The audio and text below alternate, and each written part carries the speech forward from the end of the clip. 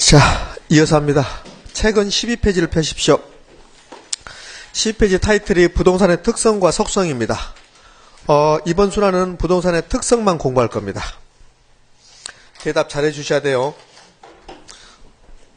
제가 공자님이 말했던 말씀했던가요? 공자님이 말했던 거 공부가 무엇인가? 말 안 했나요? 공자님이 공부를 뭐라고 표현했냐면 이걸 공자님이 공부를 해요. 공부라 하면 제가 여러분하고 지금 이렇게 제가 여기서 수업을 하고 있거든요. 그럼 여러분이 공부하는 겁니까? 제가 공부하는 겁니까? 여러분 느낌상. 여러분이 공부하는 겁니까? 그게 아니랍니다. 제가 공부하는 겁니다. 제가 공자님은 이렇게 표현했어요. 공부라 하면 남이 하는 것을 듣고 그걸 자기 것으로 만드는 거. 그걸 공부라고 그랬어요. 그러니까 공자님은 책을 읽고 책을 읽는 게 공부하는 게 아니라 그 책을 보고 자기 것으로 만드는 거. 남이 하는 것을 보고 자기 것으로 만드는 거. 그걸 공자님이 공부라고 표현하더라고요. 그러면 여러분에게 제가 부동산의 특성을 알려드리고 수요 공급을 알려드릴 텐데 그런데 저는 저기 책을 통해서 또는 누군가 들어서 학교 다닐 때 들어서 책을 통해서 제가 그걸 배우고 익힌 겁니다. 그래서 제가 공부를 하는 거예요. 그러면 제가 공부했던 거고 그럼 제가 여기서 수업을 하는 것은 여러분에게 제가 공부했던 것을 자랑하는 거야. 나 이렇게 공부했다 그러면서 보여주는 거야.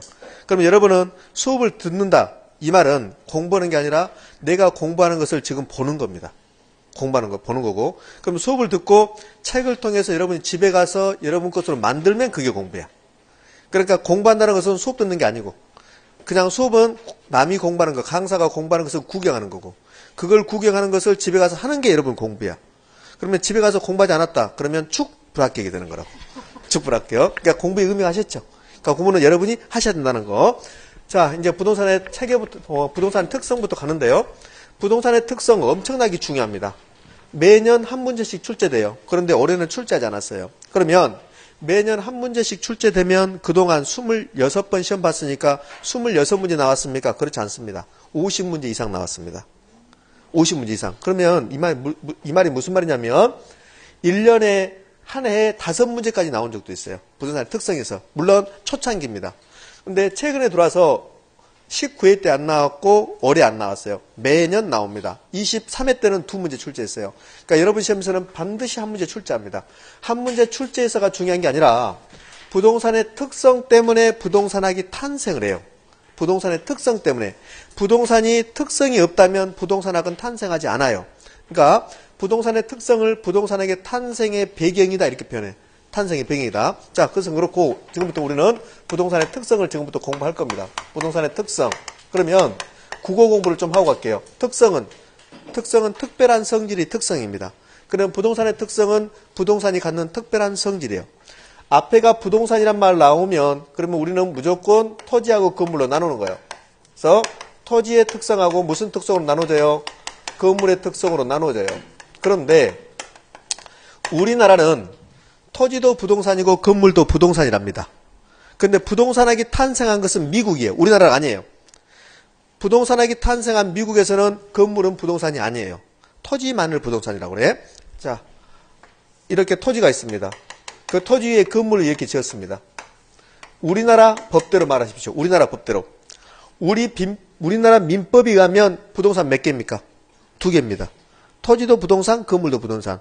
근데 미국에서는 이 토지만을 부동산이라고 그래. 건물은 부동산이 아니야. 그럼 건물은 뭔데? 토지라고 그래. 미국에서는. 그러면 부동산학이 탄생한 미국은 건물의 특성이란 말은 있어요? 없어요? 없지. 없어요. 미국에서는. 왜? 미국에서는 부동산 이꼬로 토지가 되는 거야. 부동산 이꼬로 토지. 그래서 일반적으로 부동산의 특성 그러면 우리나라 법에 의하면 토지의 특성과 건물의 특성으로 나눠 볼 수 있는데 그런데 부동산 학적으로 보면 토지의 특성이 이꼬르 건물의 특성이 돼버려요. 그래서 토지의 특성이 이꼬르 부동산의 특성이 돼요. 말 잘못했습니다. 동영상을 하신 분들 죄송해요. 다시 해볼게요. 미국에서는 건물은 부동산으로 안 봐요. 토지만을 부동산으로 봐요. 미국은 토지 이꼬르 부동산이야. 따라서 부동산의 특성이 이꼬르 토지의 특성이에요. 건물의 특성은 필요 없다는 소리입니다. 자, 그럼 됐어. 이제 우리는 토지의 특성을 공부할 겁니다. 그럼 토지의 특성은 토지가 갖는 특별한 성질, 그게 토지의 특성이야. 자, 또 물어볼게요. 여러분이 봤을 때 제 키가 크다고 생각해요? 작다고 생각해요? 작다고 생각하십니까? 네, 그러구나. 솔직하신 겁니다. 솔직한 것이요. 그런데 저는 이렇게 표현합니다. 제 키가 크다 작다는 비교 대상이 있어야 돼. 비교 대상이. 제가 농구 선수보다는 작습니다. 그런데 제 조카가 7살짜리가 하나 있거든요. 그애보다는 더 커요. 크단 말이에요. 그러니까 비교 대상이 있어야 돼요. 그러면 토지의 특성은 토지가 갖는 특별한 성질인데 뭔가 비교 대상이 있어야 돼요. 여러분하고 저하고 비교했을 때 제가 성질이 있는 거야. 특별한 성질. 개성이 있는 거라고. 그럼 토지의 특성은 토지의 개성이라고 해도 상관없어요. 그런데 토지하고 무엇과 비교해서 토지가 갖는 특별한 성질이야. 그런데 앞으로 제가 일반재화란 말을 써요. 일반재화. 일반재화는 부동산 아닌 토지 아닌 것들 그러면 돼요. 우리 눈에 보이는 게 다 재화거든요. 재화. 마이크, 분필, 옷 다 재화라고. 다 재화. 그것을 일반재화라고 그래. 그러면 그 일반재화는 우리가 만들어냈어요. 근데 토지는 만들 수 있습니까? 없습니까? 없잖아요. 따라서 토지의 특성은 비교 대상이 나와. 비교 대상이. 비교 대상이 뭐냐면 일반재화야. 일반재화하고 비교해서 토지가 갖는 특별한 성질을 토지의 특성이라고 그래. 근데 건물의 특성은 시험에 안 나올 건데 건물의 특성은 건물이 갖는 특별한 성질이 건물의 특성이에요. 그러면 건물의 특성도 비교 대상이 나올 거야. 뭐하고 비교해서? 토지하고 비교해서요. 건물의 특성은 비교 대상이 토지야. 토지입니다. 그럼 이런 거요. 토지 만들어낼 수 있어요? 없어요? 없어요. 근데 건물은 만들어낼 수 있죠? 그래요. 그러니까 토지를 못 만드니까 비생산성 그래. 근데 건물은요, 생산성 그래. 생산성. 그러니까 건물의 특성은 토지하고 비교해서 건물이 갖는 특별한 성질. 그런데 시험이 안 나오니까 걱정할 필요 없고 얘는 필요 없어요. 묻고 토지의 특성 갑니다. 토지의 특성은 두 개로 다시 나누어집니다. 토지 특성은 이렇게 나누어져. 하나는 자연적 특성이라는 게 있어. 자연적 특성. 이걸 다른 말로 물리적 특성이라고 그래요. 특성. 그럼 자연적 특성은 이런 말이에요. 토지가 처음부터 가지고 나온 특성. 토지가 엄마 뱃속에부터 가지고 나온 특성. 그걸 자연적 특성이다 이렇게 표현합니다. 토지가 선천적으로 가지고 나온 특성, 자연적 특성. 우리 지리산을 한번 볼까요? 지리산을 있는 그대로 봐봐요. 지리산은 위치가 움직여요, 안 움직여요? 안 움직여요. 그런 것을 자연적 특성, 물리적 특성이라고 그래요. 물리적은 있는 그대로. 그 다음에 인문적 특성도 있어. 인문적 특성은 토지를 대상으로, 부동산을 대상으로 인간이 개입을 했어요. 인간이 개입했더니 너는 이런 특성도 있구나. 그걸 인문적 특성이라고 그래. 앞으로 인문적이다, 인위적이란 말을 많이 써요. 그러면 사람이, 인간이 어떤 걸 했구나 이 소리예요. 그럼 인문적 특성은 토지가 처음부터 가지고 나온 특성이 아니라 나중에 후천적으로 나온 특성이에요. 그걸 인문적 특성이라고 그래. 자연적 특성은 선천적 특성이에요. 자연적 특성은 토지의 위치는 움직이지 않아요. 그걸 부동성이라고 그래. 부산에 있는 금정산 움직여요, 안 움직여요? 안 움직이잖아요. 안 움직입니다. 해운대구 1번지 토지는 절대 못 움직여. 그 자리에 그대로 있어요. 그걸 부동성 그래요. 그 다음에 우리나라 토지를 증가시킬 수 없거든요. 그걸 부증성이라고 그래. 부증성. 토지 수명이 영원해요. 마모되지 않아요. 그걸 영속성이라고 그래. forever, 영원하다. 모든 토지는 달라요. 개별성 그래요. 이질성 이렇게 표현합니다. 모든 토지는 붙어 있어요. 연결돼 있어요. 인접성 그래. 인접성. 다른 말로 연결성 이렇게 표현합니다. 이게 자연적 특성이에요. 이것 말고도 있는데 우리 시험은 여기서 끝나요. 그래서 자 대신에 인문적 특성은 토지를 대상으로 인간이 어떤 행위를 해봤어요. 그런데 너 이런 특성도 있니? 그게 인문적 특성이에요. 자 우리 이런 거 했었어요. 작년에 양산에 갔더니 농지했는데 그런데 올해 갔더니 택지로 바뀌었대요. 작년에는 농지했는데 올해는 택지로 바뀌었대요. 그 토지를 뭐라고 그래요? 후보지라고 하면 안 돼. 그냥 택지야. 바뀌어버렸으니까 택지라고 그래. 택지. 그럼 봐봐요. 작년에는 농지라는 용도였는데 올해는 택지라는 용도로 바뀌었어요. 그럼 가만히 보고만 있으면 택지라는 용도로 바뀝니까? 아니죠. 인간이 농지를 택지로 만들어버렸어요. 그러니까 인간이 개입해서 사람 인자 나왔습니다. 인간이 개입했더니 어떤 토지가 농지인 줄 알고 있었는데 근데 인간이 개입해서 택지로 만들었습니다. 그 택지에다가 건물 지을 수 있어요. 주거용 지을 수 있고 상업용 지을 수도 있고 공업용 지을 수도 있어요. 농지를 택지로 만들 수도 있고 농지를 유원지로 만들 수도 있고 농지를 다른 용도로 또 만들 수도 있어요. 이 말의 의미는 토지는 인간이 개입했더니 용도가 매우 다양해졌다는 소리입니다. 그게 용도의 다양성이야. 그러니까 용도의 다양성이라는 인문적 특성이 있어요. 용도의 다양성이 나와. 용도의 다양성. 그럼 용도의 다양성의 의미는 다른 말로 표현하면 늘 용도가 바뀔 수 있다는 소리야. 그것을 변용성 그래. 변용성. 자, 그러면 우리 한번 유추해서 답을 내봅시다. 후보지 이행지 개념은 부동산의 특성 어디서 파생돼 나올까요? 용도의, 그래요. 인문적 특성 중에서 용도의 다양성이야. 토지가 용도가 다양하지 않다면 후보지 이행지라는 개념이 있다 없다? 없어지는 거야. 용도의 다양성이라는 특성 때문에 용도 전환이 가능하다고. 그게 변용성이야. 그럼 후보지 이행지는 용도의 다양성이라는 특성 때문에 나오는 개념이 되는 거라고. 그게 우리 시험 문제예요. 그러니까 시험 문제 이렇게 나올 수 있어요. 용도의 다양성은 후보지 이행지 개념의 근거가 된다. 맞나요? 그렇지. 시험 문제 그게. 그다음에요. 병합 분할 가능성이라는 게 있어요. 병합 분할 가능성. 붙여 쓸 수 있고 쪼개 쓸 수 있다는 소리예요. 넓은 토지는 쪼개 쓰고 좁은 토지는 붙여 쓸 수 있다. 병합 분할 가능성. 토지를 그냥 바라만 보면 자기들끼리 붙나요? 자기들이 쪼개지나요? 그렇지 않지. 우리가 이용하다 보니까 인간이 이용함에 있어서 이용 목적에 맞게끔 병합할 수도 있고 분할할 수도 있고. 자, 작년 시험 문제요. 작년 시험 문제에서 어떻게 나오냐면 이렇게 나와요. 토지는 이용자의 이용 목적에 따라서 병합하거나 분할할 수 있다 이렇게 나왔어요. O다 X다. 오, 그게 우리 시험 지문이에요. 그게 우리 시험 지문, 작년 시험 지문. 그 다음에 위치의 가변성이라는 게 나와. 위치의 가변성. 얘는 좀 이따 제가 설명만 할게요. 위치의 가변성만 써만 두는 거야. 위치의 가변성. 그 다음에 기타 특성이라는 게 있어. 기타 인문적 특성. 토지는 일반 재화에 비해서 경제적 가치가 커요.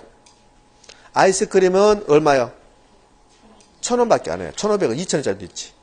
2,000원짜리. 근데 토지는 2,000원짜리 토지는 없을걸요? 그렇잖아요. 그러니까 경제적 가치가 커요. 그걸 세 글자로 고가성 그래.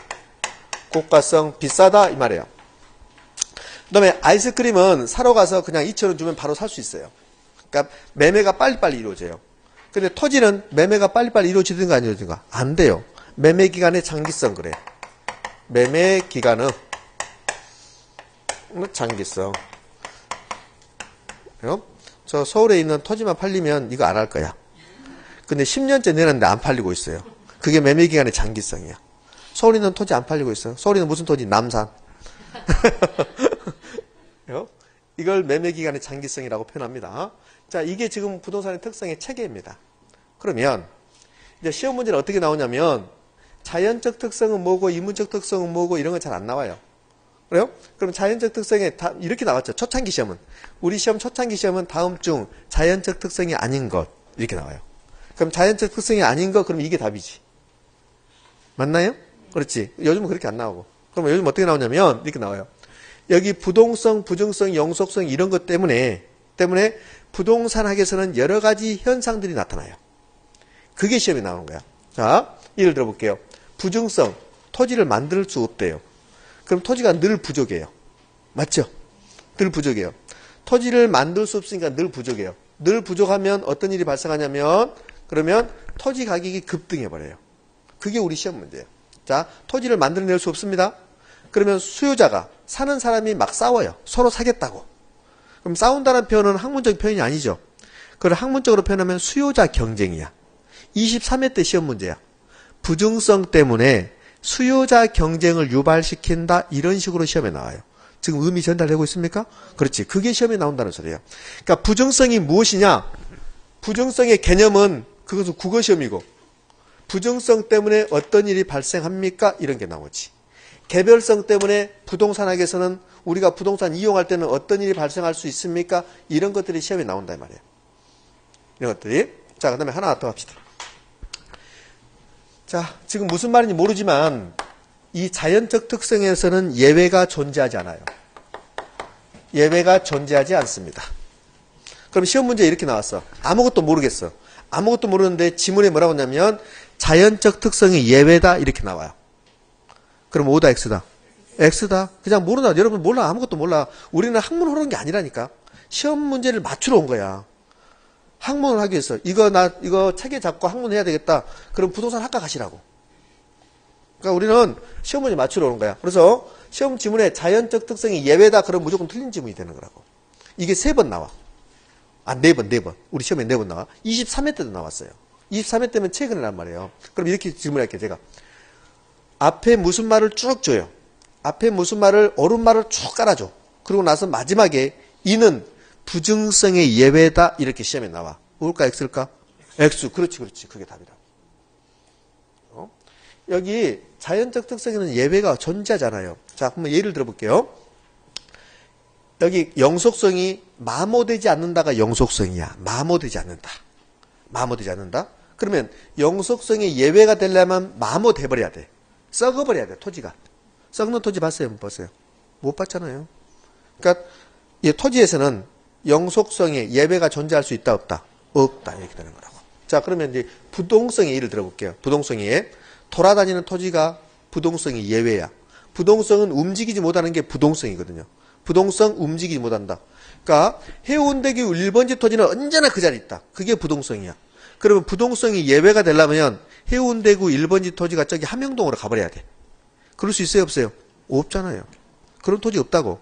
그래서 앞에 무슨 말을 깐다 하더라도, 앞에 무슨 말이 나온다 하더라도 부동성이 예외다, 부증성이 예외다, 영속성이 예외다, 개별성이 예외다, 인접성이 예외다 이 말 나오는 순간 그걸 너 잘 만났다, 너 틀렸다 하면 된다고. 이 되셨나요? 그렇지. 그걸 저는 자연적 특성에서는 예외가 존재하지 않는다 이렇게 할 거예요. 자, 됐습니다. 이게 이제 체계란 말이에요.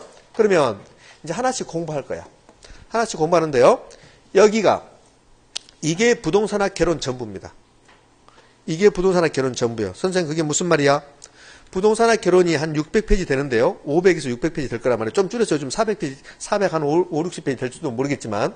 그러면 그 한 500페이지 잡고 500페이지 정도의 책에서 이게 전부 걸쳐 있어요. 제가 그랬잖아요. 부동산학이 만들어진 이유는 이것 때문에 만들어진다고. 이것 때문에. 부동산학은 경제학이에요. 경제학. 근데 부동산이 경제학 가지고는 안 돼요. 그러니까 부동산학을 만든 거라고. 그러니까 부동산학은 기본적으로는 경제학입니다. 재화는 여기 일반 재화, 이 재화를 어떻게 만들고 누구에게 배분하고 분필을 어떻게 만들고 얼마 만들고 몇 개를 만들고 누구에게 배분하고 그거는 경제학입니다. 근데 부동산은 여러 가지 이러한 특성 때문에 경제학 가지고는 안 되더래요. 그래서 부동산학이 만들어진 거라고. 따라서 이 부동산의 특성 전부가 부동산의 개론 전부에 걸쳐서 나와요. 전부에 걸쳐서. 그러니까 얘는 여러분 힘들어요, 사실은. 지금부터 공부하면 몰랐던 말들이 막 쏟아져 나옵니다. 그래서 이거 자세히 공부 못하고 제가 이번 이 기초 입문 과정에서는 이 틀하고 그 다음에는 개념 정도 하고 그 다음에 여기 부증성 나오면 기억해야 될 말, 포인트 몇 개 하고 틀만 잡을 거라. 되셨어요? 됐습니다. 그러면 이제 우리 책 13페이지 보면 자연적 특성 나왔습니다. 그럼 한번 읽어볼게요. 자연적 특성. 토지가 본원적으로 지니는 물리적 특성으로서 선천적이고 온천적이며 본질적이고 분별적인 특성이다. 이렇게 나왔습니다. 그럼 여러분들은 그 옆에다 뭐라고 쓸래요? 예외가 존재하지 않는다 쓰면 되지. 예외 없다 이렇게 쓰시면 돼요. 예외 X 이렇게 써버리면 되지. 자, 그러면서 이제 우리 무엇부터 나왔냐면 부동성부터 나왔습니다. 부동성. 그러면 지금부터 제가 부동성부터 하나씩 설명해 들어갈 겁니다. 부동성.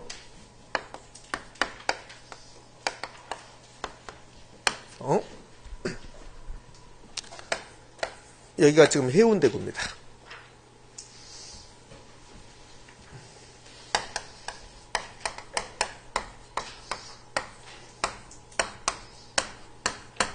지금 토지에 번호 붙였습니다. 토지에 번호 붙인 토지를 뭐라고 그래요? 필지. 그렇습니다. 필지. 그럼 4개의 필지가 있습니다. 그러면 해운대구 1번지 토지는 해운대구가 이렇게 개발되기 전에도 이 자리에 있었습니다. 조선시대에도 이 자리에 있었습니다. 맞죠? 그렇지. 그걸 부동성이라고 그래. 부동성. 그러니까 해운대구 1번지 토지의 위치는 언제나 그 자리에 있다. 사람의 힘으로 이동시킬 수 없다. 그걸 뭐라고 그래요? 부동성이다. 그래요. 부동성이다. 그래서 부동성을 다른 말로 지리적 위치가. 이걸 지리적이라고 그래. 해운대구 1번지가 있는 지역을 지리적 위치가 고정되어 있다. 즉 고정성. 그래. 다른 말로 비이동성 그래. 움직이지 못한다는 소리입니다. 저도요, 부모님에게, 아버님에게 물려받은 농지가 좀 많이 있습니다. 면적은 좀 많이 돼요. 면적은 제가 많이 가지고 있습니다. 토지 면적은. 그 토지를 최소한 서울이 아니다 하더라도 부산으로도 좀 가져오고 싶어요. 가져오고 싶다고. 그러면 제가 이거 안 합니다. 그렇잖아요? 그렇지. 그런데 못 가져가요. 못 가져갑니다. 그게 뭐예요? 부동성이야. 부동성. 그러면 부동성이 예외가 되려면 토지를 어디 자기 원하는 대로 가지고 가야 돼요. 그렇게 할 수 있어요? 없어요? 없잖아요. 없다고. 그러니까 애울 필요 없어. 그냥 부동성이 예외 없다. 이걸로 끝나는 거예요. 자, 이 부동성은 토지의 위치에 관한 겁니다. 토지의 위치에 관한 특성이요. 근데 위치는 두 개로 나눠져요. 하나는 절대적 위치라는 게 있어요.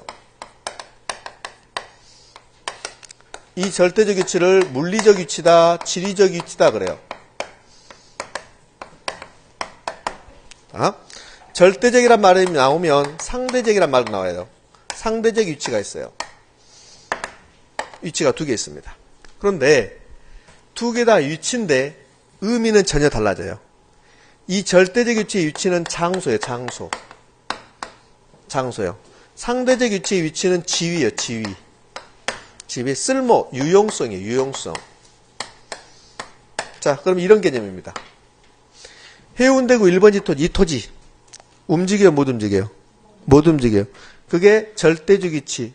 해운대구 1번지의 장소는 언제나 그 자리에 있다. 그 다음에 이 상대적 위치는 해운대구 1번지 토지는 이 주변이 어떻게 이용되는가에 따라서 가치가 달라져요. 개발되기 전에 논밭으로 있을 때하고 지금 택지로 개발됐을 때 가치가 달라지죠. 그걸 상대적 위치라고 그래. 그러니까 쓸모가 바뀐 거예요. 지위가 바뀐 거라고. 여러분이 공인중개사 시험에 합격하면 사회적 지위가 바뀌는 거야. 어떤 사람이 사법고시 공부할 때하고 공부해서 합격할 때하고 지위가 바뀌는 거죠. 그걸 상대적 위치라고 그래. 야, 나의 위치가 지금 어느 정도 되는데 그렇게 말할 수 있어? 이렇게 표현하잖아요. 그게 상대적 위치야. 그러면 절대적 위치는 움직입니까? 고정되어 있습니까? 고정되어 있네. 고정되어 있네. 이게 절대적 위치가 고정되어 있어요. 못 움직여요. 절대적 위치가 고정되어 있다. 인간의 힘으로 이동시킬 수 없다. 그걸 세 글자로 표현하십시오. 오케이. 이걸 부동성이라고 그래. 이걸 부동성이라고 한다고. 그럼 부동성은 토지의 절대적 위치는 인간의 힘으로 이동시킬 수 없이 언제나 그 자리에 있습니다. 이 소리야. 그걸 부동성이라고 그래. 부동성. 근데 상대적 위치는 장소가 아니에요. 장소가 아니라 1번지 토지, 2번지, 3번지, 4번지 토지의 쓸모야. 쓸모. 그러니까 쓸모는 늘 바뀌는 거죠. 주변이 어떻게 이용되는가에 따라서 쓸모가 바뀐다고. 그렇죠? 그럼 상대적 위치는 고정적이다, 가변적이다. 가변적이다. 쓸모가 바뀐다, 가변적이다 그래요. 왜 그럴까? 여기 지워졌는데 제가 이런 말 했어요. 인문적 특성에서 용도의 다양성하고 병합 분할 가능성하고 위치의 가변성이 있었죠. 그 위치의 가변성이 이거야. 상대적 위치의 가변성. 인간이 토지를 이용하다 보니까 토지의 지위가 바뀌더라는 소리예요. 그걸 위치의 가변성이다 표현해요. 위치의 가변성. 간단해요. 복잡한 것 같지만 이 말이야. 지금 부동성을 설명하기 위해서 절대적 위치하고 상대적 위치를 제가 쓴 거야. 그러면 부동성은 절대적 위치를 말하는 겁니까? 상대적 위치를 말해요? 절대적 위치를 말해요. 자, 여러분 속여볼게요. 제가 토지는 부동성이라는 특성 때문에 절대적 위치뿐만 아니라 상대적 위치도 고정되어 있다. 이렇게 나와요. 어디 X다? X다. X요. 상대적 위치는 가변적이에요. 절대적 위치만 고정되어 있는 거야. 그럼 부동성은 상대적 위치하고는 상관없지. 절대적 위치를 말하는 거지. 되셨죠? 그래요. 됐습니다. 자, 두 번째, 파생현상이야. 파생현상의 의미. 부동성 때문에 파생되어 나오는 것들 이 소리야. 자, 우리 책은 부동성으로부터 파생되는 특징 나왔습니까? 특징 그렇게 표현했어요. 저는 파생현상이라고 표현할게요. 파생현상. 결론. 이 부동성은 거의 100% 지역이란 말 나오면 무조건 부동성이에요. 지역이란 말. 그 다음에 위치란 말이 나오면 거의 100% 부동성이에요. 위치가 어쩌고 저쩌고 나왔다. 그러면 그거는 부동성을 의미해요. 부동성. 자, 그러면 위치에 관련된 해볼게요. 해운대구 1번지 토지는 못 움직여요. 못 움직입니다. 그러니까 해운대 1번지 토지는 이 위치에서 가격이 결정돼요. 그걸 위치 가격이다 이렇게 표현해. 위치 가격. 그러면 토지를 위치에 따라서 가격을 다르게 만드는 부동산의 특성은 뭐가 돼요? 부동성. 위치에 따라서 모든 게 달라진다 이거. 부동성 때문에 못 움직이니까. 이해되셨나요? 그걸 위치지가, 위치지대 이런 말을 써요. 지금은 여러분들 잘 안 하다요. 그러니까 그게 정상적인 거니까 아니 나는 앞에서 설명을 해도 무슨 말인지 모르겠다 그러지 마시고 지금은 와 닿지 않는다니까요. 그냥 띵띵해. 우리가 띵해요. 무슨 말 하면 그런 것 같다. 그럼 띵해. 그래서 1시간 끝나고 다 잊어버려요. 문 열고 나가는 순간 잊어버려요. 여기 학습 목표 있죠? 학습 목표는 여러분들이 오늘 집에 가서까지 다 해야 되는 게 아니라 여기서 이해만 하면 돼. 여기는 이해하고 나가는 순간 잊어버려야 돼. 그게 정상적인 거야. 근데 이거 학습 목표 이거 다 했는데 집에 가서 다 기억하고 있다. 그럼 비정상적인 거야. 아, 실제로 본다고. 이거 저한테 똑같은 말을 몇 번 듣냐면 10번 이상 들어요. 그러면 지겨워. 지겨우면 이제 시험 보러 가는 거야. 그러면 합격이야. 그런데 이 지겨운 게 아니라 7, 8월 달에 가서 새롭다. 이걸 7, 8월 달에 했는데 새롭다. 그러면 쭉 불합격이 되는 거야. 그러니까 우리 시험은 여러분 공부는 반복이에요. 반복. 여러분들 반복 이런 말 있어요. 반복은 지겨운 겁니까? 반복은 지겨운 겁니까? 아니면 익숙해지는 길이야? 오케이, 익숙해지는 길이라고. 그러니까 반복할 때 지겹다고 생각하지 마. 나하고 익숙해지는 길이야. 그러니까 반복하셔야 돼. 반복하는 게 여러분 합격이야. 다른 거 필요 없어요. 자, 다시. 부동성 나오면 뭐요? 지역, 위치 나오면 그러면 그게 부동성이에요. 부동성. 그럼 몇 가지만 설명해 볼게요. 자, 부동성 때문에 파생되는 거. 부동산 시장을 지역별로 만들어요. 우리 이런 말 들어봐요. 서울의 부동산 시장은 침체인데 부산의 부동산 시장은 활성화되어 있다 이런 말 할 겁니다. 왜 그럴까요? 만약에 토지가 움직인다면 다 서울로 모아놓고 팔아요. 서울로 모아놓고 팝니다. 근데 토지가 못 움직이잖아요.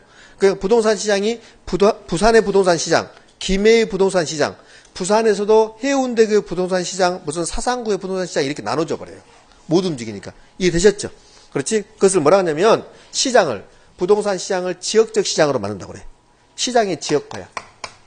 지역적 시장으로 만든다. 시장의 지역화. 다른 말로 국지적 시장으로 만든다고 그래. 국지적 시장. 이 국지적이라는 소리가 지역이라는 소리야. 지역. 이걸 다른 말로 지역별 부분 시장이라고 표현해요. 지역별 부분 시장이다 표현해요. 의미. 부동산 시장은 우리나라 전체 부동산 시장이 있어요. 우리나라 전체 부동산 시장이 있고 부산의 부동산 시장, 뭐 강주의 부동산 시장 이렇게 나눠져요. 그걸 지역별 부분 시장이다 이렇게 해요. 지역별 부분 시장. 볼래요? 이게 우리나라 시장이야. 우리나라 전체 부동산 시장이야. 근데 여기는 수도권의 부동산 시장, 여기는 충청권, 여기는 호남권, 여기는 영남권, 여기는 무슨 제주권 뭐 이렇게 나올 수 있어요. 강원권. 이게 부분이야. 지역별로 나눈 거야. 이걸 지역별 부분 시장으로 만든다 그래요. 나 무슨 뜻인지 모르겠다. 지역 나왔다. 그럼 부동산 해버리면 된다고. 그럼 또 하나 해볼게요. 부동산 시장이 이렇게 나눠지는데 그러면 이 시장별로 부동산 경기 상태가 같을까 다를까? 달라요. 그러니까 부동산 때문에 부동산 관련해서 모든 게 지역별로 달라져요. 모든 게. 현대건설에서 건설한 똑같은 평수에 똑같은 구조를 갖는 아파트가 서울에 있느냐, 부산에 있느냐, 강주에 있느냐에 따라서 가격은 달라져요. 왜 그럴까요? 못 움직이니까 그래요. 그러면 움직인다면 부산에 있는 아파트를 서울로 갖고 가면 돼요. 그럼 가격은 똑같아지는 거야. 근데 지역이 달라지는 거야. 모든 게. 못 움직이니까. 모든 게 못 움직여서 지역이 달라지면 그 지역에서 모든 게 결정돼. 가격도 그 지역에서 결정되고 부동산 경기 상태도 그 지역에서 결정되고. 무슨 말이 됐죠? 그러니까 모든 게 지역적으로 된다. 그게 무슨 특성 때문에 그래요? 부동성 때문에 그런다 이렇게 돼요. 네. 자, 여기까지만 할 거 일단. 자, 두 번째는 매우 중요한 물 중에서 예부 효과란 말 나와. 예부 효과. 예부 효과가 매우 중요합니다. 자, 예부 효과 나왔습니다. 그럼 지금부터 예부 효과를 설명할 겁니다. 예부. 밖에서 무슨 효과를 주는 거. 밖에서. 나 말고 밖에서. 그게 예부 효과입니다. 자, 여기 설명하겠습니다. 토지가 1번지 토지가 있고 2번지 토지가 이렇게 있답니다. 그러면 1번지 토지 내부가 아니라 밖에서 무슨 영향을 줬다. 그걸 예부 효과라고 해요. 예부 효과. 자, 이런 게 예부 효과입니다. 제가요, 오늘 아침에 향수를 뿌리고 왔어요. 향수를 뿌리고 왔어요. 제가 향수를 소비했습니다. 향수를 소비했는데, 그런데 옆에 지나가던 아가씨가 한 명이 지나가요. 한 명이 지나가면서 아가씨가 나를 보더니, 이 아저씨 진짜 향수 멋지다. 냄새 좋다. 이렇게 할 수 있어요. 그치? 그러면서 자기 친구를 또 데려왔어. 자, 아저씨 옆으로 지나가봐. 향수 엄청 멋있어. 멋져. 그 다음에 냄새 좋아. 이렇게 할 수 있죠. 그러면 나의 향수 소비가 다른 사람에게 영향을 줬습니다. 그걸 예부 효과라고 그래. 예부 효과? 또 이런 거죠. 내가 담배를 피워요. 담배를 피우고 걸어가는데 옆에 있는 아가씨가 담배 연기에 눈이 멀어졌어. 눈이 팍 이렇게 됐습니다. 눈이. 그게 예부 효과예요. 그러니까 밖에서, 나 말고 밖에서, 주변에서 나에게 나쁜 영향, 좋은 영향 주는 것을 예부 효과라고 그래. 처음에 제가 향수 뿌리고 갔을 때 아가씨들이 좋아했죠.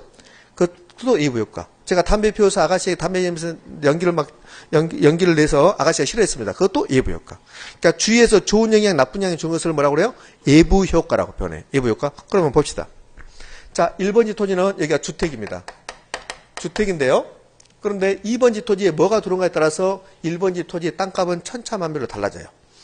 그러면 1번지 토지에 뭐가 들어오냐면 공원이 들어와. 1번지 토지에 쓰레기 소각장이 들어와요. 소각장이 이렇게 들어와요. 그러면 1번인 경우 2번지 토지에 공원이 들어오면 주택 가격은 높아질 거야. 근데 쓰레기 소각장이 들어오면 가격은 낮아질 거야. 그러면 예부 효과라 하면 주위에서 좋은 영향, 나쁜 영향 주는 건데 또 두 개로 나눠져요. 하나는 좋은 영향 받으면 정예부 효과라고 해요. 정의 예부 효과다. 이렇게 표현해요. 그 다음에 나쁜 영향 받으면 부예부 효과다 그래요. 이거는 플러스, 이거는 마이너스 그래요. 이걸 또 이로운 예부 효과, 이거는 해로운 예부 효과 또 이렇게 불러요. 얘를 긍정적 예부 효과, 이거는 부정적 예부 효과 이렇게 또 불러요. 그러면 지금 주위에서 나쁜 영향 주는 것을 뭐라고 해요? 부의 예부 효과야. 그럼 봅시다. 2번지 토지에 쓰레기 소각장이 들어오면 1번지 토지의 땅값은 떨어져요. 맞죠? 땅값이 떨어질 겁니다. 그걸 감정평가할 때는 감가한다고 그래요. 감가. 가치를 감소시킨다. 감가. 아까 감가 하나 나왔었는데 그것? 아까 감가 뭐가 나왔어요? 오케이. 건부지감가. 그때 감가 나왔잖아요. 감가. 가치를 감소시킨다 그래요. 그러면 여기 상식이잖아. 내 주택이 있는데 옆에 쓰레기 소각장이 들어왔다. 그러면 이제 주택 소유자들이 그러겠지. 무슨 건설은 각성하라. 자폭하라. 구청장은 물러나라. 구청장 너 큰 걸 때 보제이. 막 그래. 왜요? 자기 땅값이 떨어지니까. 그건 뭐요? 부예부 효과. 근데 감가는 세 가지가 있어요. 세 가지. 우리 부동산 결혼은 웬만하면 세 가지야. 예, 법경기가 세 개잖아요. 실제로 그래. 웃자는 게 아니라 부동산이 어떻게 구성되냐면 법률적, 경제적, 기술적으로 이루어졌어요. 그러니까 부동산의 결혼에서는 거의 세 개가 나온다고. 그러니까 감가도 몇 가지요? 세 가지요. 세 가지. 그래서 감가가 세 가지 있는데 주위에서 나쁜 영향을 주는 것을 경제적 감가라고 그래요. 경제적 감가. 주위에서 나쁜 영향을 주는 것을 경제적 감가라고 그래요. 그러니까 외울 필요 없어요. 제 입을 통해서 여러분 귀에 들어가고 그게 한 10번 이상 될 거예요. 경제적 감가란 말이. 저하고 내년까지 수업을 들으면 경제적 감가란 말은 10번이 아니라 50번 이상 들어요. 50번. 그러니까 주위에서 나쁜 영향 받았다. 무슨 감가? 경제적 감가. 자, 다음 시간에 제가 주위에서 나쁜 영향 받았다. 그러면 경제적 감가란 말은 여러분 입에서 잘 안 나와요. 뭐만 나오냐면 쓰레기 소각장만 나와요. 실제 그렇게 돼 있어요. 그러니까 우리는 이렇게 하는 거야. 상식을 배워. 상식을 배우는데 그 상식을 학문적 용어로 배울 뿐이에요. 맞잖아요. 봐봐. 내 주택이 있는데 옆에 쓰레기 소각장 들어오는데 내 땅값 떨어지잖아요. 그게 상식이잖아. 근데 학문적 용어는 주택 옆에 인접 토지에 쓰레기 소각장이라는 부의 예부 효과가 발생하면 경제적 감가가 일어납니다. 이렇게 한단 말이에요. 학자들이 이상한 사람들이야. 그렇지? 아니 내 주택 옆에 쓰레기 소각장이 들어오면 내 땅값은 떨어진다. 이렇게 하면 될 텐데 경제적 감가가 된다 이렇게 해요. 자, 그러면 이렇게 해요. 시험 문제 이렇게 나와. 자 이렇게 나왔어. 시험 문제. 다음 중 예부 효과와 가장 관련이 있는 부동산의 특성은 이렇게 물어봤어요. 그럼 뭐요? 부동성. 그게 시험 문제예요. 우리 시험 문제. 이제 작년 시험 문제네요. 작년 시험 문제 어떻게 나오냐면 이렇게 나와요. 작년 시험 문제에 다음은 부동산 특성에 관한 설명이 다 틀린 것 그래요. 작년 시험 문제입니다. 올해는 부동산 특성이 안 나왔어요. 부동산 특성에 관한 설명으로 틀린 것 그래요. 그러면서 뭐라 하냐면 부의 예부유가, 이 부의 예부유가 이걸 내요. 개별성 때문에, 여기가 개별성이 있거든. 개별성 때문에 부의 예부유가가 발생한다 이렇게 나와요. 뭡니까? X입니까? X지. 부의 예부유가는 개별성이 아니에요. 그건 뭐예요? 부동성이라고. 그럼 자 정리해 봅시다. 예부효과란 말, 정예부효과, 부예부효과, 경제적 감가 모두 다 뭐예요? 부동성. 그게 우리 시험 문제예요. 그게 시험 문제입니다. 그러면 우리 공부할 때 이런 거면 되지. 아, 부동성 때문에 예부효과라는 게 발생한다. 예부효과는 주위에서 나에게 나쁜 영향 주는 거다. 좋은 영향 주는 거다. 주위에서 나에게 좋은 영향, 나쁜 영향 주는 것을 예부효과라고 한다. 좋은 영향 주는 것을 정예부효과, 나쁜 영향을 주는 것을 부예부효과. 부예부효과가 발생하면 내 토지 가격은 떨어진다. 내 주택 가격은 떨어진다. 그것을 감가한다 하는데 경제적 감가라고 한다. 무슨 말 됐죠? 이렇게 하는 거야. 그럼 나중에 이제 감가에 대해서 또 배워. 감가에 대해서 또 배우면 그때 또 이게 나온다고. 나중에 감가 배우고 경제적 감가를 배우면 부예부효과가 나오고 예부효과가 나오고 부동성이 또 나와. 그럼 이 감가는 어디서 나오냐면 우리 한 500페이지 되는 우리 부동산의 개론 기본서 중에서 450페이지 정도 나와. 감가가. 제가 했잖아요. 부동산의 특성은 부동산의 개론 전부에서 걸쳐 나온다고. 이게 또 배우게 되는 거야. 됐습니다. 그 다음에 세 번째. 자, 부동성 때문에 파생된 현상. 여러분들 공시한다는 말. 공시. 널리 알린다는 소리거든요. 부동산 할 때 부동산 이건 뭐예요? 한자 말 그대로 표현하면 부동산이 뭐예요? 토지 건물이 아니라 한자를 그대로 표현하면 움직이지 않는 재산이란 소리예요. 움직이지 않는 재산. 그게 부동산이야. 움직이지 않는 재산이 부동산이라고. 그러니까 이 부동산 할 때 부동하고 부동성이 할 때 부동은 똑같은 말이야. 움직이지 않는다는 성질, 움직이지 않는 재산. 그게 부동산이야. 그러면 토지하고 건물은 이게 누구 것이라고 널리 알려요. 그걸 공시한다고 그래. 공시. 그러면 토지하고 건물을 이게 누구 것이라고 알리는 것을 공시인데 그 공시 수단이 등기야. 등기법 배우셨죠? 그렇지? 그러니까 등기법에서 토지하고 건물이 있으면 이게 누구 것이라고 알리는 게 뭐예요? 공시라고. 공시. 그러면 부동산은 못 움직여요. 못 움직이니까 이게 누구 거라고 사람이 가지고 다닐 수가 없어요. 자, 제가 이게 시계를 차고 다닙니다. 제가 핸드폰을 가지고 다녀요. 그럼 제가 핸드폰을 들고 다니면 여러분이 봤을 때 저 핸드폰은 미스터 홍커보다 이렇게 생각을 한다고. 그러니까 핸드폰은 동산이야. 움직여요. 움직이니까 사람이 가지고 다니면서 자기 거라고 표시하는 거야. 가지고 다니면서. 근데 부동산은 토지하고 건물을 못 움직여요. 못 움직이는데 이게 누구 거라고 표시해줘야 돼요. 그러면 누구 거라고 표시해줘야 되는데 못 움직이니까 어떻게 표시하냐면 등기라는 수단으로 표시해요. 그러니까 부동성은 부동산과 동산을 구별하는 거야. 움직인다? 그러면 뭐요? 동산. 못 움직인다? 부동산. 이렇게. 그래서 공시수단을 다르게 만들어. 부동성은 부동산과 동산의 공시 방법을 다르게 해요. 공시수단을 다르게 만들어요. 그럼 어떻게? 부동산은 어떻게 공시하냐면 부동산은 등기로 공시해. 등기로. 왜? 못 움직이니까. 동산은요. 자기가 가지고 다니는 것을 점유라고 그래. 점유로서 공시해요. 자, 여기 제가 3번 썼는데 3번은 이거예요. 부동성 때문에 부동산과 동산의 공시 방법이 달라진다는 거예요. 공시 수단, 공시 방법의 차이를 내요.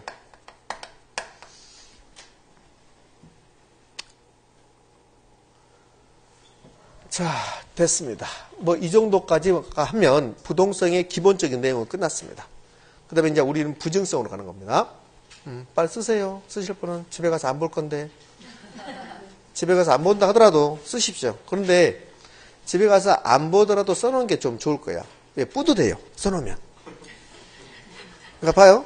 여기서 썼는데 집에 가서 안 봐. 그럼 여기서 안 쓴 거하고 똑같거든. 근데 써놓으면 뭔가 뿌듯해. 그냥 앉아있으면 멍 때리고 있는 것 같고. 그러니까 써야지. 어떤 강사는 못 쓰게. 막 못 쓰게. 그러면 안 돼. 쓰는 것을 자기 마음대로 해야지. 나는 그렇게 생각해요. 쓰는 것을 여러분 마음대로 하세요. 듣든가 말든가 여러분들, 여러분들 그것은 내가 들으십시오, 눈 뜨십시오 말하지만 쓰는 것은 여러분 마음대로 해요. 그것까지 제가 어떻게 통제합니까? 이거라도 마음대로 하셔야지.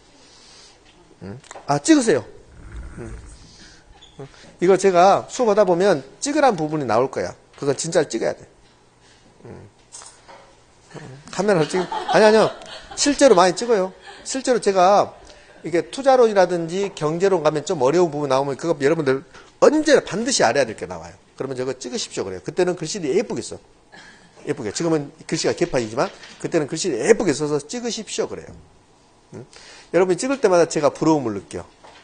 나는 찍어봐야 잘 되거든 안 돼. 내 핸드폰은. 제 핸드폰은 스마트폰이 아니니까.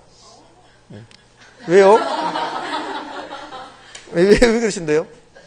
스마트폰 하나 사주세요 그러면. 자, 이제 부증성으로 가볼게요. 그러니까 스마트폰 아니니까 편한 건 있어요. 무슨 밴드 그런 것도 없고, 뭐 카톡인가 뭐도 없고 나는. 그거 없으니까 편하더구만. 그거 있으면 귀찮을 것 같아.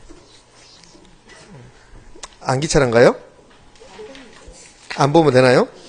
자, 14페이지 한번 가봐요. 우리 책은 부동성이 나오고 영속성이 나왔는데 영속성 필요 없고 영속성보다는 부증성을 먼저 할 거야. 부증성. 질문. 부증성이 예외 있어요? 없어요? 없어요.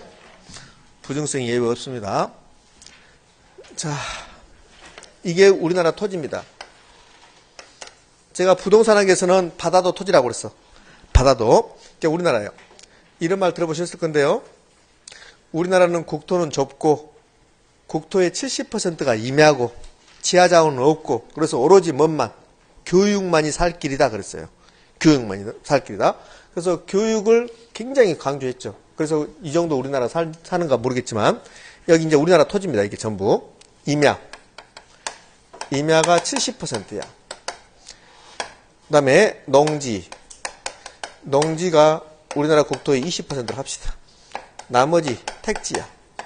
택지가 몇 %예요? 10% 이렇게 되어 있습니다. 그러면 부증성이 이런 거야. 우리나라 토지가 이렇게 지금 되어 있거든요. 이 노란 선을 절대로 벗어날 수 없다. 그게 부증성이야. 우리나라 토지는 이 노란 선을 절대로 벗어날 수 없다. 그게 부증성. 이 말의 의미. 토지는 인간의 힘으로 생산비를 투입해서 생산 요소를 투입해서 만들어낼 수 없다. 그걸 부증성 그래요. 그래서 다른 말로 비생산성 그래. 만들 수 없으니까 비생산성. 그러면 만들어낼 수 없으면 우리나라 면적이 고정되어 있을까? 그렇지. 면적의 고정성. 면적의 고정성 그래요. 면적이 고정되어 있다. 자, 이제 부증성은 토지의 공급에 관한 특성입니다. 토지의 공급으로 갑니다. 공급 두 가지로 나눠져요. 하나는 물리적 공급이요.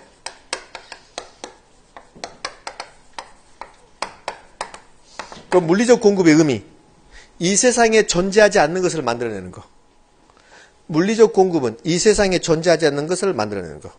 여러분이나 저나 다 물리적 공급된 겁니다. 공급. 이거 이 세상에 존재하지 않았는데 만들어냈습니다. 분필, 이 세상에 존재하지 않았는데 만들어냈습니다. 안경, 이 세상에 존재하지 않았는데 만들어냈습니다. 그것을 물리적 공급이라고 그래. 물리적 공급. 물리적 공급이 있고, 이제 증가입니다. 물리적 공급 증가. 이게 물리적 공급이 있고, 공급은, 토지의 공급은 용도적 공급이라는 것도 있어요. 용도적 공급. 이것을 경제적 공급이라고 그래. 그러면 물리적 공급이 증가가 가능할까 불가능할까? 불가능. 이렇게 만들어내면 우리나라 토지를 이렇게 만들어내면 물리적 공급이야. 근데 우리나라 토지는 어떤 일이 있어도 이 노란 선을 벗어나지 않아요. 여러분들이 한번 토지를 만들어내봐요. 토지를 만들어내봐요. 못 만들어요. 그게 뭐요? 그게 물리적 공급이 불가능하다. 그걸 세 글자로 표현하면 뭐요? 부증성. 그래요. 부증성. 자, 그러면 용도적 공급, 경제적 공급이라는 말도 있는데요. 이 용도적 공급의 의미는 무슨 말이냐면 용도를 바꿨다는 소리예요. 토지의 용도를 바꿔버렸다. 그게 용도적 공급이야. 그러니까 용어 정리하는 거야, 지금. 용어 정리. 그러면 용도적 공급은 가능, 불가능? 가능. 가능. 그럼 여기서 이제 공부를 해야 돼. 용도적 공급이 가능하던데, 용도적 공급은 도대체 뭡니까? 용도 전환.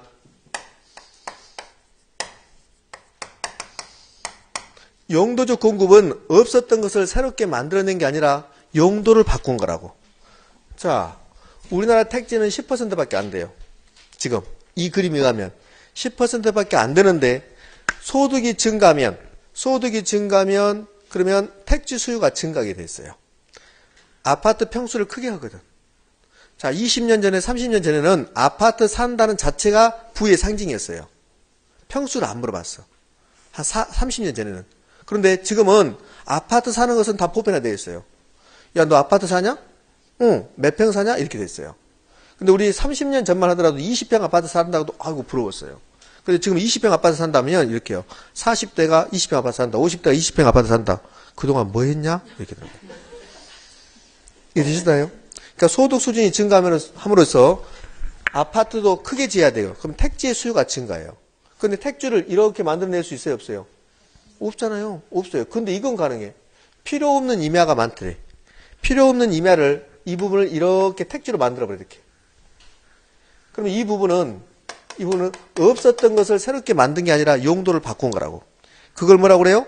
용도적 공급이라고 그래. 용도적 공급. 이걸 경제적 공급이라고 그래. 왜 경제적 공급이라고 하냐면 임야보다는 택지가 더 경제적 가치가 커지는 거거든. 되셨습니까? 그렇지. 그러면 토지는 용도적 공급이 가능, 불가능? 가능. 가능. 그게 뭔데? 용도 전환. 새롭게 만드는 게 아니라 용도 전환. 인상 안 좋아집니다, 여러분들 지금. 왜 그럴까? 한국말로 하고 있는데 인상이 안 좋아져. 무슨 말이다냐 그래. 그럼 여기서 가보게. 용도적 공급을 가능하게 하는 부동산의 특성이 있을 거야. 용도적 공급을 가능하게 하는 부동산의 특성이 있었다고. 용도적 공급이 뭐예요? 용도 전환이라고. 그러면 너는 처음부터 임야고 죽을 때까지 임야야. 이렇게 딱 정해진다면 이 부분이 택지로 용도 전환할 수 있어요? 없어요? 없지. 근데 인간이 이용하다 보니까 임야가 농지가 되고 농지가 택지가 됐어요. 용도가 몇 개라는 소리예요? 여러 개 있다는 소리예요. 그걸 뭐래요? 용도의 다양성 그래. 용도의 다양성. 그럼 봐봐. 토지는 용도의 다양성이라는 특성 때문에 용도 전환이 가능하다는 소리예요. 토지는 용도의 다양성이라는 특성 때문에 용도 전환이 가능하고 그 용도 전환을 뭐라고 하고? 용도적 공급이라고 하고. 되셨나요? 그렇지. 그러면 질문. 토지는 부동성이라는 토지는 부증성이라는 특성 때문에 물리적 공급뿐만 아니라 용도적 공급도 불가능하다. X. 물리적 공급만 불가능한 거라고. 물리적 공급만. 만약에 용도적 공급까지 없었다. 용도적 공급까지 안 된다. 그러면 우리나라는 지금 아파트가 457층 이렇게 지어야 돼. 왜? 택지는 없었으니까 거의. 맞잖아요. 무슨 말 됐습니까? 그렇지. 근데 토지가 용도의 다양성이라는 인문적 특성을 가지고 있기 때문에 농지를 필요 없는 농지를 택지로 만들었다는 소리야. 만들어냈다. 그걸 뭐라고 그래요? 용도적 공급이라고 표현해요. 자, 그러면 사례를 봅시다. 사례. 용도적 공급을 한 사례. 용도적 공급의 사례, 조성지 매립지 그래요. 조성지 매립지 그래. 그렇지? 저는 해운대를 잘 모르겠지만 해운대 이 앞부분에 좀 매립했습니까? 해운대 앞부분을 매립했다. 그러면 매립지야 그게. 매립지. 그럼 바다라는 용도를 지금 바꾼 거야. 용도 전환이잖아요. 조성지, 택지 조성했다고 그래. 택지 조성했다고 그랬죠. 그러면 임야를 농지를 택지로 만들었다는 소리야. 그게 용도 전환이야. 이해되셨나요? 그렇지. 자, 그 다음에요. 이러한 용도적 공급. 산지를 개간하여 농지로 만들고 농지를 택지로 만드는 조성지, 공유수면을 매립한 매립지는 부증성의 예외다. OX 해보십시오. 자, 산지를 개간해서 농지로 만들고 농지를 택지로 만드는 조성지라든지 공유수면을 매립한 행위는 부증성의 예외이다. O다 X다? X라니까요. 앞에 무슨 말이 나온다 하더라도 부정성 예외 없다고 몇 번 말을 성질나게 안 했잖아요. 그게 우리 공부라고. 이해되셨죠? 다시요. 다시. 앞에 여기 무슨 말을 제가 설명하든 간에 뒤에 부정성의 예외다. 그럼 O다 X다? X다. X다. 그게 23회 때 시험 문제예요. 여러분들. 그럼 이 용도적 공급은 부정성이 예외라고 말할 수 있다 없다? 없다. 그러니까 얘는 부정성이 예외 아니다는 소리예요. 부정성은 예외 아니다. 결론. 부정성이 예외 있다 없다? 없다. 그러니까 속인다고 여러분들을. 이걸 줘 이거를. 이거를 주면서 부정성이 예외라고 해버린다고. 그러면 그럴 것 같아. 꼭 그럴 것 같아요. 그게 아니라고. 그러니까 결론부터 말하잖아요. 결론. 부정성 예외 없다. 앞에 무슨 말이 나온다 하더라도. 예외 없다. 동영상 하신 분들, 동영상만 공부하신 분들 부정성 예외 없어요? 지금 목 아프게 설명했는데 친구랑 통화하면서 이 설명이 지나가 버려요. 동영상 하신 분들은. 그렇지. 그러면 안 된다는 소리예요. 부정성의 예외 존재하지 않는다. 이렇게 됐습니다. 자, 그러면 이제 우리 부정성 때문에 파생되는 현상을 봅시다. 부정성 때문에 파생 현상. 파생 현상을 보자고. 첫 번째. 토지를 증가시킬 수 없으니까 우리나라 토지가 딱 이렇게 고정되어 있는 겁니다. 물리적으로 고정되어 있는 거예요. 그 다음에 생산비를 투입해서 토지를 증가시킬 수 있을까 없을까? 없어요. 생산비를 투입해서 토지를 증가시킬 수 없습니다. 그걸 학문적으로 뭐라고 표현하냐면 생산비 법칙이 적용되지 않는다고 그래. 생산비 법칙. 법칙이 적용되지 않습니다. 그럼 생산비 법칙은 생산비를 투입해서 만들어낼 수 있다 이런 개념이야. 생산비 법칙은 생산비를 투입해서 만들어낼 수 있다 이런 개념이에요. 그런데 우리는 지금 부정성을 공부하는 거야. 이 밑에를 공부하는 게 아니라고. 부정성을 공부하는 거야. 그러니까 부정성 때문에 생산비를 투입해서 만들어낼 수 없다. 그게 생산비 법칙이 적용되지 않는다. 이렇게 표현합니다. 자, 두 번째는요. 우리 책 14페이지 여러 가지 나와요. 여러 가지 나오는데 제가 몇 개만 쓸 거야. 몇 개만 쓰는데 토지 이용을 집약화시킨다 그래. 토지 이용의 집약화라고 그래. 집약화. 이걸 다른 말로 입체화 그래. 입체화. 그 다음에 고층화. 건물은 고층화돼요. 토지를 못 만들어. 토지를 못 만드는 게 늘 부족합니다. 늘 부족하니까 토지를 이용할 때, 토지다 건물 지을 때 입체적, 높게 짓는 소리야. 고층화된다는 소리야. 그걸 토지 이용을 집약한다 그래. 토지 이용을 집약한다. 토지를 못 만드니까 토지를 이용할 때 토지는 적고 그 위다가 노동과 자본을 많이 투입해요. 노동과 자본을 많이 투입하면 건물이 고층화되는 거야. 그걸 토지 이용을 집약화시킨다 그래. 자, 그러면 집약화의 반대가 나와. 집약화의 반대가 조방화야. 그러면 이렇게 연결되면 O일까 X일까? 부정성 때문에 토지 이용이 조방화된다? O다 X다? X지. 그게 3번 나왔어 우리 시험에. 부정성은 토지 이용을 조방화시킨다? 이걸 3번 나왔다고. 그럼 조방화는 뭐냐면 띄엄띄엄 건물 짓겠다는 소리예요. 시골 가면 띄엄띄엄 건물이 지어졌죠? 그게 조방화. 도시에는 건물이 막 붙어있어요. 높게 지어놨어요. 그걸 집약화. 그러면 미국 봐봐. 미국은 엄청나게 넓거든요. 미국은 건물이 집들이 띄엄띄엄 있어요. 띄엄띄엄. 우리나라는 그러지 않죠? 우리나라 딱딱 붙어있어요. 우리나라는 땅이 부족하니까 그래요. 미국이 땅이 넓으니까 건물이 띄엄띄엄 있어요. 그러니까 미국은 토지형이 조방화되어 있는 거예요. 우리나라는 토지형이 집약화되어 있는 거라고. 이렇게. 그러니까 집약화는 토지가 부족하기 때문에 토지 이용할 때 토지 대신에 노동과 자본의 투입량을 증가시키는 거야. 자, 토지만 있으면 아무것도 못해요. 그러니까 토지에다가 노동과 자본이 투입돼야만이 건물 짓든지 뭐든 하는 거야. 3대 생산 요소가 토지, 노동, 자본이었죠. 그래요. 그러니까 토지를 이용할 때 토지만 있으면 아무것도 안 돼. 토지에다가 노동과 자본을 투입해야만이 토지를 이용하게 되는 거라고. 그런데 토지가 부족하니까 토지만을 많이 이용 못하고 토지는 조금 이용하고 노동과 자본을 많이 투입할 수밖에 없어요. 그걸 토지 이용을 집약화시킨다 이렇게 표현해요. 토지 이용을 집약화시킨다. 그냥 고층화된다 이렇게 하시면 돼요. 그러면은 이제 상식적인 것들이 쭉 나와요. 이제 쓰지 않을 건데요. 자, 한번 봐볼게요. 자, 토지의 부정성 늘 부족하대요. 부정성 때문에 못 만드니까 늘 부족하대요. 그러니까 부족의 원인이야. 부족이. 토지가 늘 부족하다 써볼까요? 부족 문제. 토지 부족 문제. 부족 문제의 근본 원인이야. 그럼 토지가 부족하면 다른 말로 희소성이라고 그래. 토지의 희소성의 근본 원인을 제공해요. 못 만드니까 부족하고 희소하고 그래요. 이때 수요가 막 증가해. 토지를 못 만드는데 살 사람은 많아져요. 그럼 토지 가격이 막 올라가 버려요. 그걸 집가고라고 해요. 집가고. 집가고는 토지 가격이 높다 이 말이야. 그리고 토지를 못 만드니까 가지고 싶어요. 토지를 여러분들 공기 가지고 싶어요? 공기는 스스로 만들어져 버려요. 가지고 싶은 마음이 없어요. 그러니까 토지를 못 만들고 부족하니까 가지고 싶어요. 가지고 싶다. 그걸 뭐라고? 소유욕이라고. 소유욕. 소유욕을 유발시켜요. 이것도 23회 때 시험 문제예요. 23회 때. 공기는 스스로 만들어져요. 그래서 우리는 공기에 대해서 가격을 지불하지 않고 숨을 쉬고 있어요. 공기에 대해서. 물론 깨끗한 공기에 대해서는 가격을 지불합니다. 근데 지금 공기는 만들어지니까 공기에 대해서는 가격을 지불하잖아요. 근데 토지는 못 만들어. 토지를 못 만드니까 토지에 대해서 가격이 발생해. 지가 발생.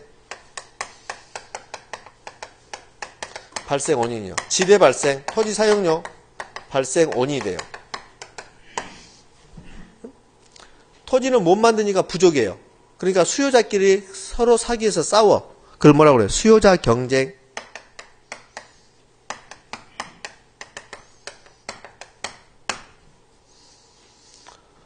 토지는 못 만드니까 늘 부족하고, 우리 여러분들 토지를 영원히 사용할 수 없어요. 사람이. 내가 토지를 지금 가지고 있는데 저는 수명이 100년이라면 100년 후에 후손에게 물려줘야 돼요. 그러니까 토지의 소유권을 가지고 있다. 잠시 이용할 뿐이야, 내가. 내 수명 동안. 토지가 못 만들어내고 부족하니까 이 토지가 모두 다 우리나라, 우리 것이라는 그런 개념이 나와야 돼. 그러니까 토지 공개념이라는 게 나와. 토지 공개념. 그 다음에는 토지를 네 토지라고 해서 네 마음대로 이용하면 안 돼요. 사회적 이익에 맞게끔, 공공의 이익에 맞게끔 이용해야 돼. 부족하니까. 무슨 말 됐죠? 그걸 사회성 공공성이라고 그래요. 그러니까 사회성 공공성. 부동산, 토지에 대해서 사회성 공공성을 매우 강하게 만들어. 그러면 토지를 못 만들고 부족하니까 토지를 이용할 때 정부가 개입한다, 개입하지 않는다? 개입한다. 그걸 부동산 정책 이렇게 표현해.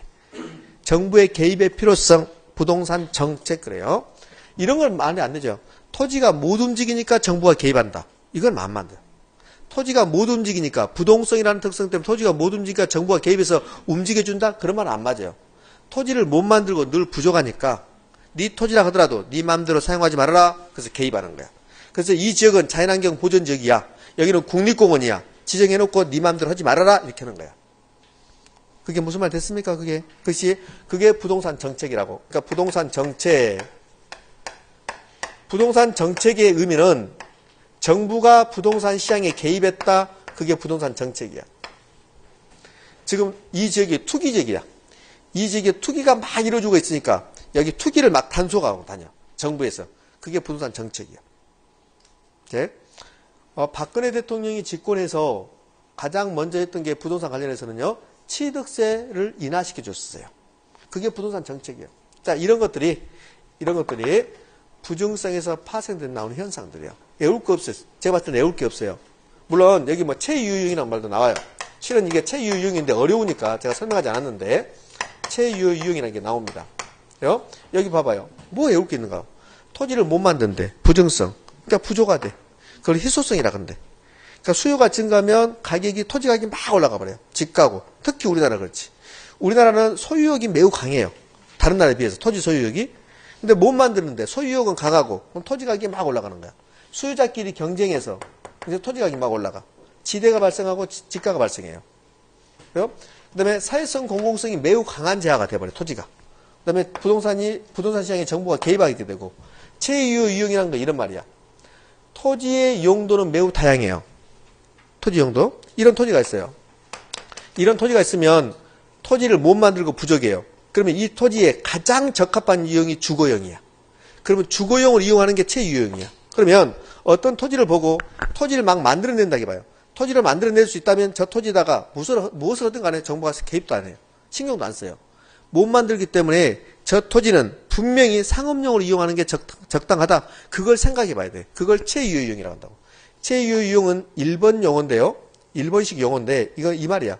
어떤 토지가 있으면 이 토지의 최고 가치를 창출하는 이용. 그걸 최유효용이라고 한다고.